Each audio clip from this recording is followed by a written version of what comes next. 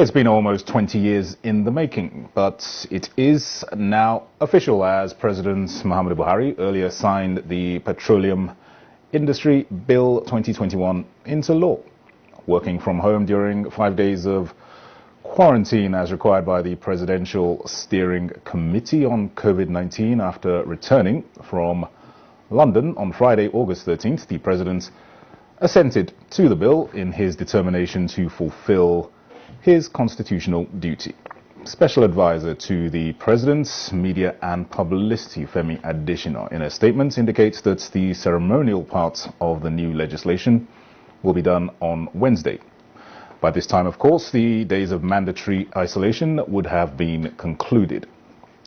The Petroleum Industry Act provides a legal, governance, regulatory and fiscal framework for the Nigerian petroleum industry, the development of host communities and related matters. Now, before this landmark development, the PIB bill had languished in successive assemblies dating back to the early 2000s. The 9th National Assembly, however, broke this jinx with the Senate passing the bill on July 15th, 2021, while the House of Representatives followed suit the following day, July 16th. How far will the long-awaited Petroleum Industry Act go in solving the challenges that were hitherto bedeviling the sector? How will this law facilitate the development of host communities? And what is the level of awareness on the details of this law? These and more are questions guests shall be providing answers to in a moment. Welcome to Nigeria Today. I'm Dennis Adigunloye.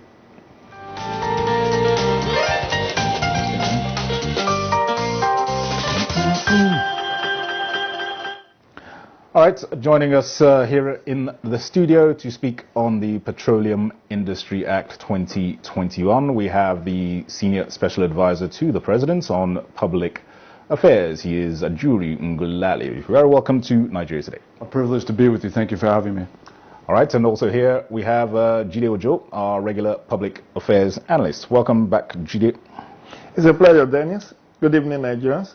All right, let me come to Ajuri first. How would you earnestly describe the present administration and the President's action on the PIB bill that he signed into law this morning, and what, in your view, will be its impact on the nation?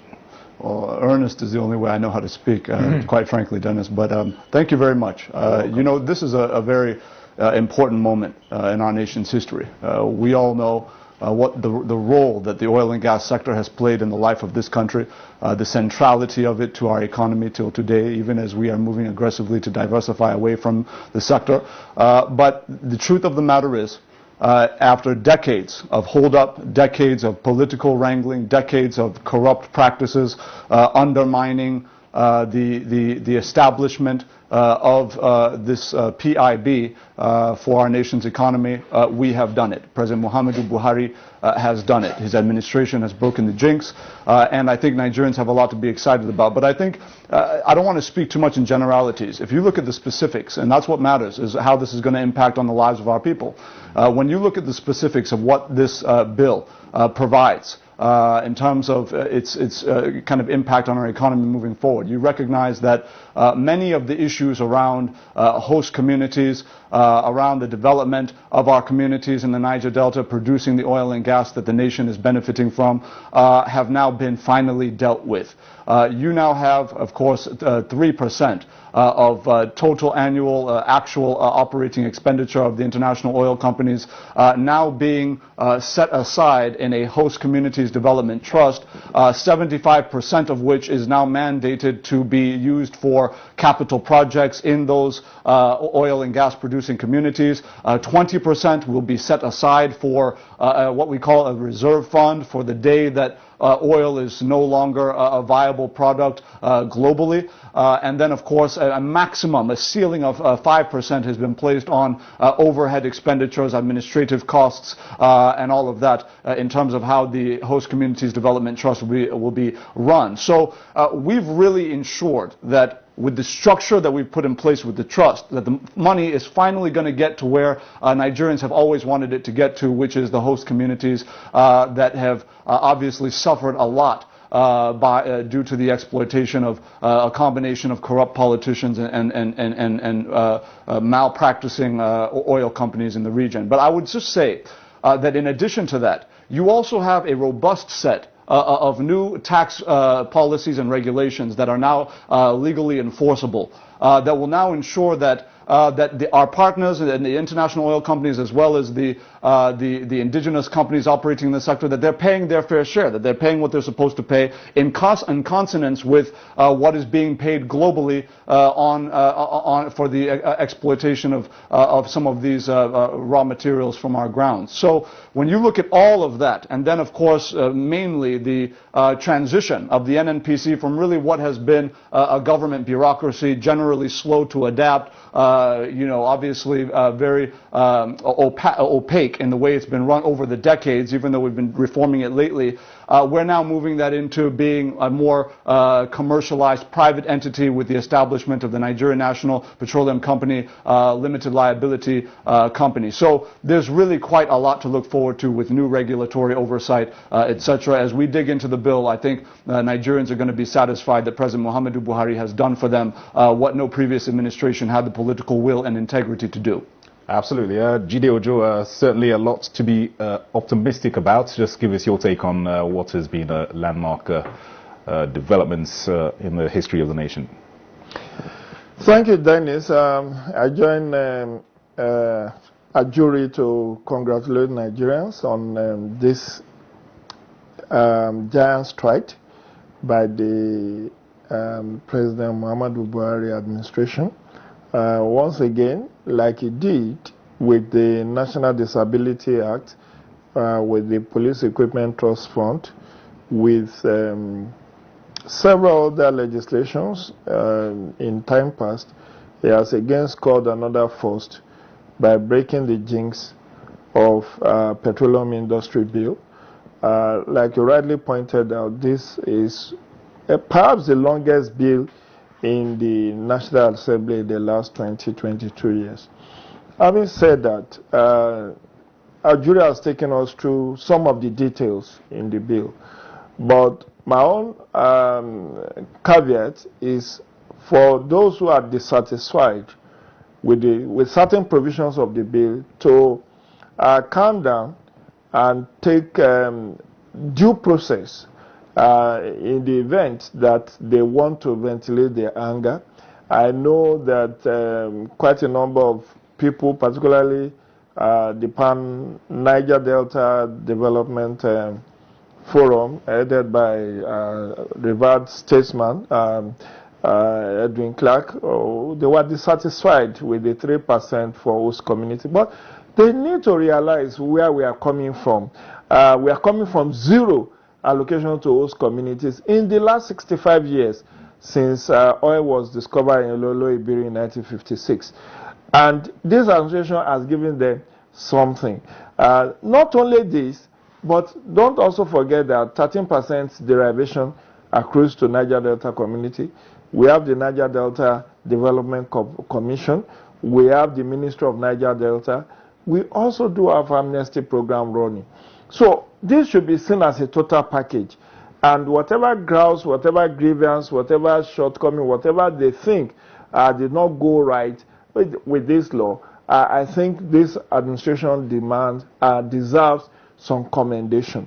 And if anybody is dissatisfied, it's either they go to court or they go back to Parliament, sponsor a private member bill to amend relevant section of that bill. But let's work this. This is a great breakforth, or should I say breakthrough, in the sense that if you look at the amount of investment opportunities that have been withheld that should have gone into the oil and gas sector in the last 22 years, this has the potential to now be released, and foreign investors are going to run down to Nigeria to invest in our oil and gas sector.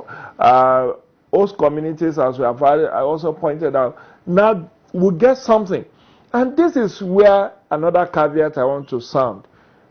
Management of these resources. Management of these resources. We've seen what has happened with NDDC.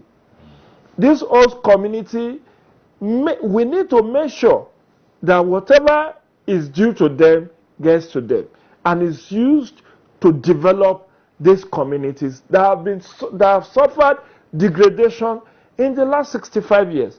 Look at what happened, the landmark judgment of the court, federal court last week over a particular community in Ogoniland who has gotten a court decision to be paid 45.9 billion naira in compensation. That, again, is a very huge welcome relief. It shows that our courts are working, and what we now need to do is to engage the process in such a way that we don't disrupt operations in Niger Delta. We need to follow this through. The civil society needs to oversight the implementation of this new law. The National Assembly must not leave it to the politician to go and implement. They must also ensure right oversight over this new legislation. I can't wait to have a gazetted copy of this new law so that I can internalize it and can also play my role as a patriotic citizen to provide some measure of oversight over this. Because that is where we are lacking. Yeah. The laws are always there. We always have these laws. But what has always been the albatross is the implementation. Yeah, let me bring a jury on that point. Implementation of our laws. We've finally reached the pinnacle in terms of the petroleum industry bill or act as it is now, but implementation is always an issue in this country. What can you say about how this can be fairly implemented so that the targets, beneficiaries gets what is due to them, and we move forward on this? Thank you very much, Dennis. You know, when you have a bad process, you generally get bad results. When you have a quality, well-envisaged, well-considered process, you usually get very good results. What this law effectively does is it provides the legal and regulatory framework, the governance framework that ensures that we have an effective vehicle through which we can drive the kind of implementable reforms we're talking about. When you have a structure where you now have a host communities development trust, for example, in which we've set these benchmarks about in terms of how the money will be spent.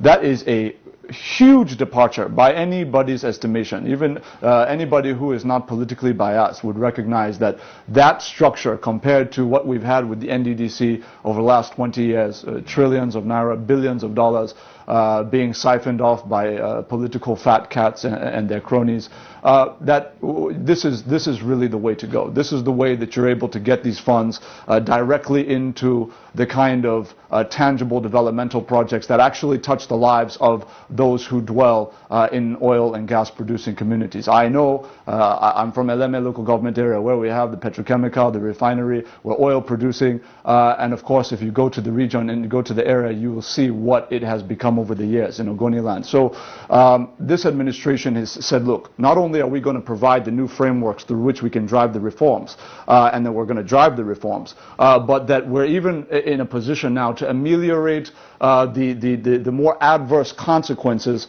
of the mistaken or ill-considered policy frameworks of previous governments. And that's why you have things like the cleanup of Ogoniland being administered by the administration of Mr. President. That's why you have the reforms taking place even within the NDDC with the forensic audit and the kinds of new oversight mechanisms we're putting in place to ensure that the terrible past is not what we take into the future.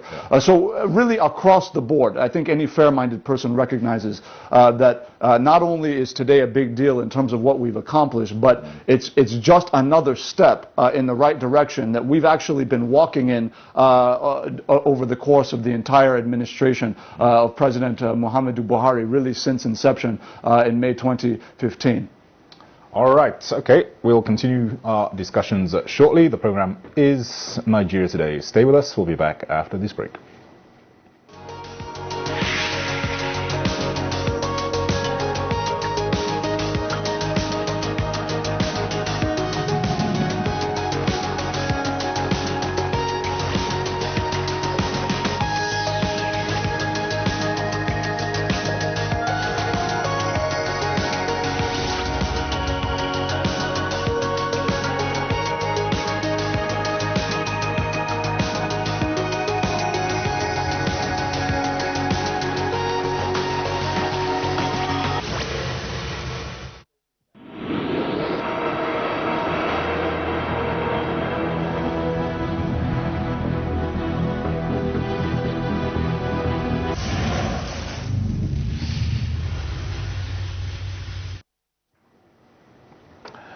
All right, you're welcome back. The program is Nigeria Today. We are discussing the Petroleum Industry Act 2021, which became official today when Mr. President signed the bill into law.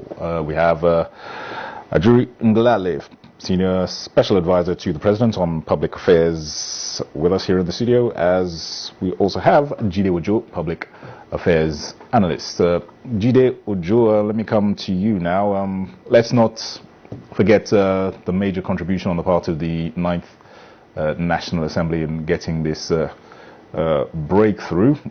Like I said in my opening intro, it's been through successive assemblies going back almost 20 years. What can you say about the efforts of the 9th National Assembly in what has been a landmark occasion today?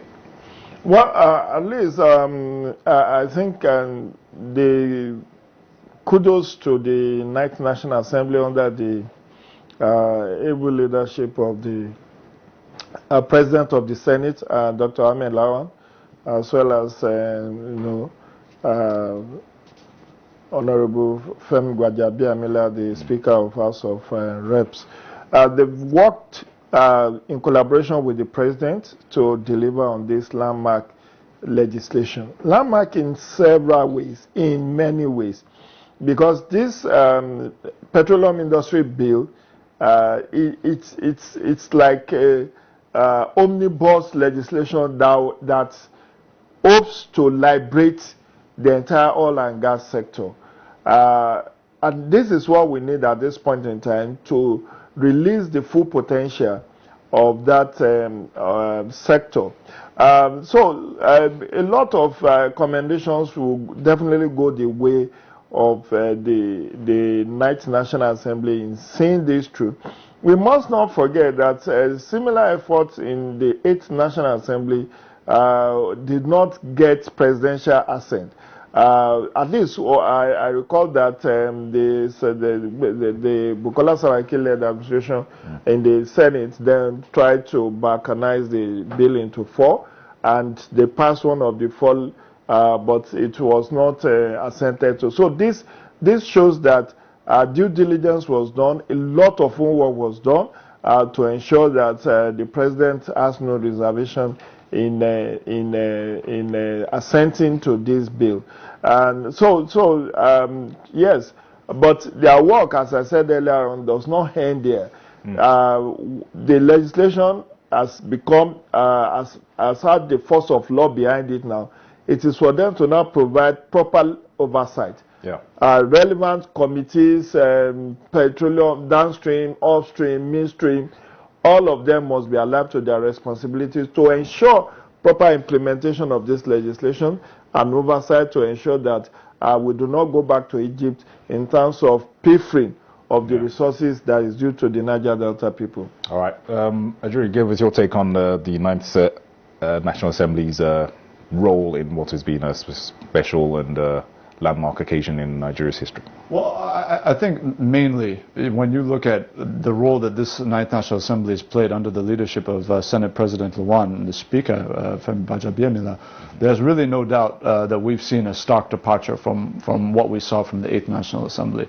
The process has been different, the results have been different as a result of that changed process. What we had under the 8th National Assembly, in effect, was Senate President Bukola Saraki essentially saying the National Assembly is going to design a PIB and President Muhammadu Buhari should just swallow whatever we give to him. Fortunately, we have a president who reads and scrutinizes things very, very carefully. And as he scrutinized their document, he recognized that this was an ill-fated attempt to essentially sell off the NNPC to political friends and private interests. And so he did not sign it.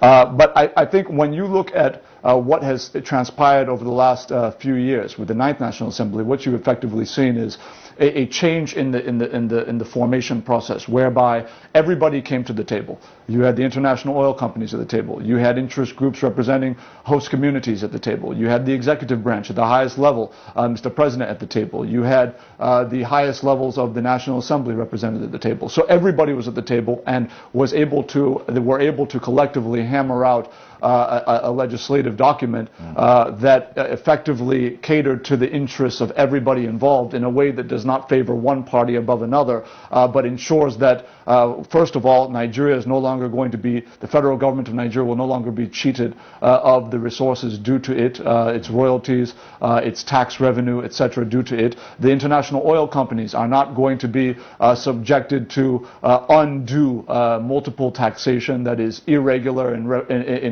relative to what is obtainable in the international oil industry globally. And then, of course, you now have the protections for the host communities. But I think one of the most understated aspects of this bill, which I'm sure will get more attention in the coming days, is the fact that there is now a mandatory audit of the new organizational formations that are going to be emanating from the outcome of this legislation. Now you're going to have audits of these institutions that are going to be coming out on an annual basis for the scrutiny of the Nigerian public and of the global investing community. This is important because as we move forward now, the kind of opacity and arbitrariness with which government had run the oil and gas sector over the last several decades, that's now being put to rest. And effectively, this law is now going to ensure that it is not going to be based on the integrity of Mr. President or based on the integrity of any one official anymore. It is now a legal instrument that says that there must be a mandatory audit of these institutions moving forward, irrespective of who is in government. And that is profound. Definitely. Very, very important point there. All right, Jide, give us your closing remarks on this topic. Well, I celebrate with Nigerians on this landmark legislation. My own point is transparency and accountability in the whole exercise.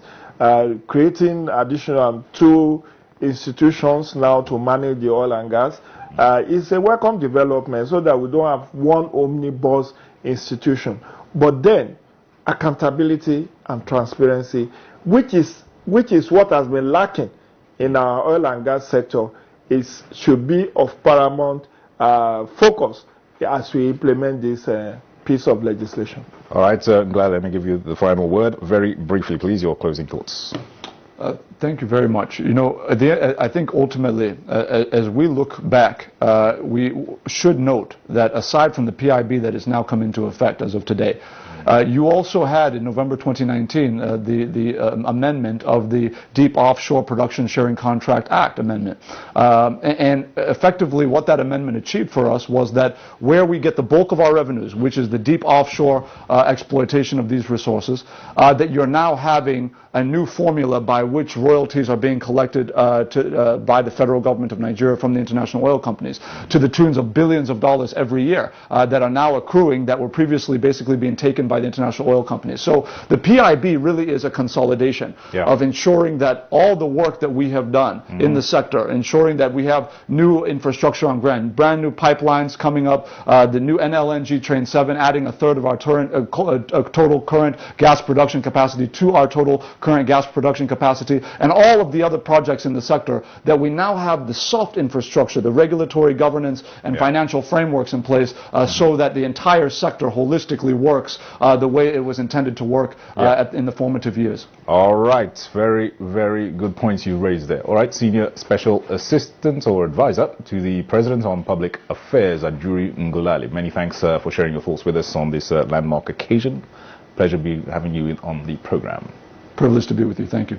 And thanks also, as always, to Jide Ojo, our Public Affairs Analyst. Thank you, Jide. Thank you, Dennis. Good evening, Nigerian Source again. All right, and thanks to you for watching. Nigeria Today is live every weekday at 7:30 in the evening. Also catch this and other editions on youtube.com/NTA News 24 Hub. I'm Dennis Adegundoye. Thanks for your time.